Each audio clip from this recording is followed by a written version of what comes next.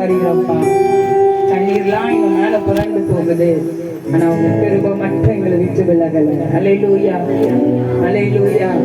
அவர் கிருபை மேலான, அவர் கிருபை பெரியது. ஆமென் சொல்லுங்க. பலவித சோதனைகளை குடமிடப்பட்டாலும் அவருடைய கிருபை பெரியது. என் கணவர் 1998ஆம் ஆண்டு இந்த மூக்குப்பிடி பகுதிக்கு வரும்போது ஆண்டவர் சொன்னார், மகனே இந்த எல்லைகளுக்காக நீ ஜெபம் பண்ணு, ஜெப ஊழியத்தை உன் கையில நான் கொடுக்கிறேன் அப்படின்னு சொன்னார். அந்த ஊழியத்தை தான் எப்படி ஜெபிப்பாங்கன்னா, தேசத்துல மாநிலத்துல பட்டணம் அப்படி சொல்லி சொல்லி சொல்லி அவங்க எல்லாம் ஒவ்வொரு காரியத்திற்காக அதிகமா ஜெபிப்பாங்க. என்னை கவனிங்களேன், என்னை கவனிங்களேன். அவங்களுக்கு ரொம்ப பிடிச்ச சில வசனங்கள் உண்டு. அடிக்கடி இந்த வசனத்தை அவங்க பிரசங்கம் பண்ணின ஒரு பகுதி என்ன, ஒரு பகுதி எடுத்து வாசிக்கலாம். ஏசாயா 41ஆம் அதிகாரம் 10, 11, 12 எடுத்து வாசிங்களா. ஏசாயா 41ஆம் அதிகாரம் 10வது வசனம். நீ பயப்படாதே, நான் உன்னுடனே இருக்கிறேன். திகையாதே, நான் உன் தேவன். நான் உன்னை பலப்படுத்தி உனக்கு சகாயம் பண்ணுவேன். என் நீரின் பலகரத்தினால் உன்னை தாங்குவேன். இந்த வார்த்தைய அவங்க திருமணத்துக்கு முன்பதாக ஆவியானவர் இந்த வசனத்தை அவங்களுக்கு கொடுத்தாங்களாம். மகனே நீ பயப்படாத, இந்த ஊழியத்தை நான் செய்வேன் அப்படின்னு சொல்லி திருமணமான பிறகு ஊழியத்துக்கு வந்த பிறகு இந்த வசனத்தை அவங்க பல முறை, பல 1000 முறை அவங்க பேசியிருப்பாங்க, சொல்லுவாங்க, ஜெபிப்பாங்க.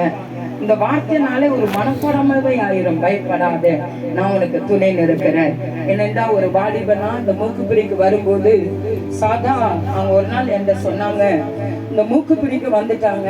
அந்த வீட்டுல தண்ணி வசதி கிடையாது, பாத்ரூம் வசதி கிடையாது. அவங்களுக்கு தண்ணியெல்லாம் எடுக்க முடியாது, பக்கெட்ல தண்ணியெல்லாம் தூக்க முடியாது. திருமணம் ஆகல, அவங்க ஒரே தனித்து இருக்கிறாங்க. சில பொருட்கள் அவங்களுக்கு இருந்துச்சு. மறுநாள் அவங்களுக்கு அந்த ஒரு சின்ன டம்ளர் கழுகுறது கூட தண்ணி கிடையாது, தூரத்துல போய் எடுக்கணும் தண்ணி. அப்போ ஆண்டவர்கிட்ட முழங்கால் படித்து ஜெபம் பண்ணாங்களா, ஏசப்பா என்னால நடந்து போய் தண்ணிலாம் எடுக்க முடியாது, ஊழியத்துக்கு நீ அழைச்சிட்டீங்க, நான் தனியா வந்து உட்கார்ந்து இருக்கிறேன் அப்படின்னு சொல்லி ஜெபம் பண்ணாங்களாம். ஆண்டோடைய ஒரு பெரிய கிருபையில பாருங்க, அண்டு அவங்க ஜோமனி முடிச்சோன்னா ஒரு பாட்டியம்மா வேகமா ஓடி வந்தாங்களாம். தம்பி, நான் உனக்கு தண்ணி எடுத்து கொடுக்கட்டுமா, மாசம் எனக்கு இவ்வளவு கொடுத்துருவியா அப்படின்னு கேட்டாங்களாம். ஜெபிச்சு முடிச்ச உடனே இவங்களுக்கு பயங்கர சந்தோஷம். சரி நீங்க எடுத்து கொடுங்கம்மா அப்படின்ட்டு. அப்ப மாசம் 25 ரூபா தானா. ஒரு மாசம் ஃபுல்லா அந்த தண்ணீர் எடுத்து கொடுத்த பிறகு, பாஸ்டர் அம்மா, பாஸ்டர் இங்க வந்துடுங்க, நீங்க உள்ள வந்துடுங்க, இந்த சைடு ஸ்டேஜுக்கு பாஸ்டர் அம்மா வந்துடுங்க, கர்த்தர் நல்லவர், 25 ரூபா தான். அப்போ என்னைக்கு நீங்க ஒரு மாசம் ஆயிடுச்சு, 25 ரூபா புது மாசம் பிறந்தோன்னா உங்களுக்கு கொடுக்கணும்.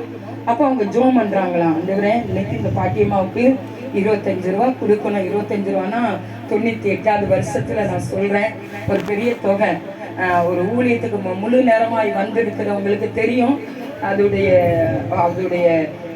விளைவு, அந்த காரியங்கள். அவங்க ஜோம்னிட்டே இருக்கிறாங்க, ஆண்டவரே இந்த 25 ரூபா இந்த அம்மாவுக்கு கொடுக்கணும், நான் வெக்கப்படக்கூடாது, நான் ஒரு தெய்வ மனிதன், நான் ஒரு ஊழியக்காரன் அப்படின்னு சொல்லிட்டு ஆலயத்துல போய் ஜோம்னிட்டு நடந்து வீட்டுக்கு வந்து அவங்க கதவை பூட்டிட்டு மறுபடியும் முழங்கால் போட்டாங்களாம். அவங்க கதவை பூட்டி முழங்கால் போடணும், ஜெபிக்கணும் அப்படின்னு நினைக்கும் போது யாரோ ஒருவர் வந்து கதவை தட்டி இருக்கிறாங்க. கதவு தட்டினோன்னே எங்க போய் திறந்துச்சு. யாரு அப்படின்னா ஒரு வயதான ஒரு பாட்டியம்மா, நல்ல ஊழியத்துல தாகமுள்ள ஒரு தாயா. அவங்க வந்து சொன்னாங்களா, தம்பி நீ ராஜன் தானே உன் பேரு அப்படின்னு சொல்லி கேட்டாங்களாம். ஆமாமா அப்படின்னு சொன்னால, இந்தாங்க பிடிங்க அப்படின்னு சொல்லி கையில ஒரு காணிக்கை கொடுத்துட்டு போனாங்களாம். இவங்களுக்கு ஒண்ணுமே புரியல. நின்று ஜெபிங்க, எனக்கு இந்த காரியத்துக்காக ஜெபிக்கணும், இந்த விண்ணப்பம் இருக்கு அப்படிலாம் ஒண்ணுமே சொல்லல. இந்த பிடி தம்பி அப்படின்னு சொல்லிட்டு கொடுத்துட்டு போயிட்டாங்களாம். அவங்க அப்படி திறந்து பார்த்தா அதுல 30 ரூபா இருந்துச்சாம். அல்லேலூயா. அவங்க என்ன சொல்லுவாங்க, இதை பல முறை பல நாட்கள் அவங்க சொல்லும் போது இன்னைக்கே ஃப்ரெஷ்ஷா சொன்ன மாதிரி இருக்கும். 30 ரூபா கொடுத்தாங்க, நான் 25 ரூபா தான் ஆண்டவர்கிட்ட கேட்டேன். ஆண்டவர் எனக்கு 30 ரூபா கொடுத்தாங்க. ஏன் இந்த 5 ரூபா எனக்கு அதிகமா கொடுத்துருக்குறாங்க தெரியலையே அப்படின்னு நினைச்சிட்டு இருக்கும்போது அந்த பாட்டியம்மா, தண்ணி எடுத்த பாட்டியம்மா வந்து, தம்பி ராஜன் இன்னைக்கு மாசம் பிறந்திருக்கலப்பா அப்படின்னு, என்னங்கம்மா அப்படின்னு 25 ரூபா கொடுத்தாங்களாம். இந்த 5 ரூபா என்ன செய்யணும்? வீட்டுல சோப்பு இல்ல, பருப்பு இல்ல, அரிசி இல்ல, எல்லாமே காலியா இருந்திருக்கு. ஆண்டவர் சொன்னாரா, இதெல்லாம் வாங்குறதுக்கு தான் உனக்கு கொடுத்தேன் அப்படின்னு சொன்னா ரொம்ப சந்தோஷப்படுவாங்க. அவங்க சொல்லுவாங்க, இனி ஆண்டவர் அதிசயமாய் நடத்தி வந்தார். அல்லேலூயா. பாருங்க, கண்ணீரோடு ஜெபிப்பாங்க. ஒரு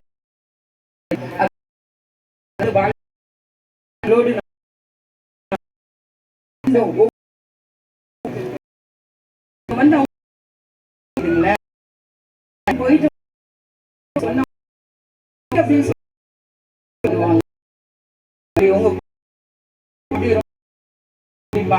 நான் அதை ஜெபிப்போம். ஆனா பாக்குற நபர்களுக்கெல்லாம் ஜெபிக்கிற சின்ன சின்ன காரியத்துக்கெல்லாம் அவங்க ஜெபிக்கிற ஒரு ஜெப வீராங்கனையா இருந்தாங்க. அவங்க போட்ட ஆண்டவர் அழைச்ச இந்த ஊழியத்துல இன்னைக்கும் இந்த ஊழிய